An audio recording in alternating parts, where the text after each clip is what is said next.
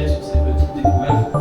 Et sur la scène autour de ces deux scènes, les Igos Brass Band, c'est une fanfare type Nouvelle-Orléans.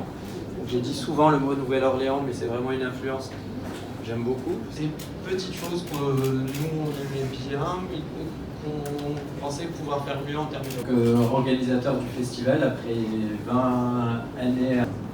Dans l'histoire, puisque nous avons, dès la création de cette fondation, en 2008, décidé, ce sont mes prédécesseurs qui avaient pris cette très bonne décision, de soutenir Temps Jazz.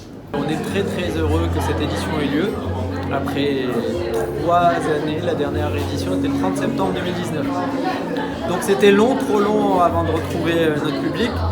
Et retrouver, c'est un grand mot parce que j'étais festivalier il y a 3 ans et maintenant je me retrouve à la direction du festival.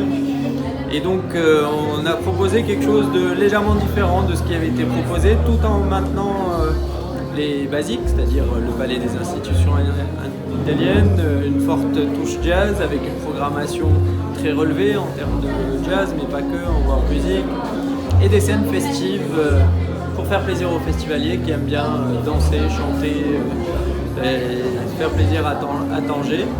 Mais c'est pas tout, c'est le programme démarre jeudi 22 septembre à 16h jusqu'au dimanche 25 en fait, avec des brunchs le dimanche. Donc il y aura toute une partie gratuite en ville.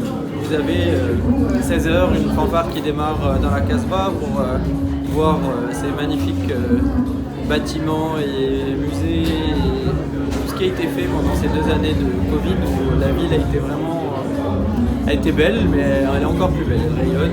Et donc on voulait faire découvrir aux festivaliers justement cette beauté, cette atmosphère particulière qui est à Tanger, à travers un circuit qui démarre place Isba. La fanfare va démarrer, elle va laisser place à un groupe sur cette scène Soko Alto. Et donc il y aura 3 musiciens sur ces 3 jours de festival. Ils vont proposer des choses assez jazzy, dont un concert que je vous recommande vivement, Malema Assid, jeune marocaine qui fait du jazz à Mazir. Et ensuite la fanfare va aller déambuler dans les rues de la Casbah jusqu'à arriver place du Mchouar, en fait, en face de Bab el-Bahr. Vous avez cette ancienne prison qui a été réhabilitée en musée d'art contemporain dédié aux talents marocains en ce moment je crois du Nord. Et vous allez avoir la scène BMC Casbah et ensuite vous allez avoir des cours de danse à l'hôtel Dixil, vous allez avoir des afters au Rembrandt. Donc il y a toute la vie au palais le soir de 19h30 à 2h ou 3h du matin, mais vous avez tout un tas d'animations tout autour de la ville. Et on a aussi proposé, que vous allez pouvoir trouver sur le site tantjazz.org, des petites choses faites pour nos festivaliers que les restaurateurs, hôtels, boutiques ont préparé pour accueillir justement tous les Tandjaouis.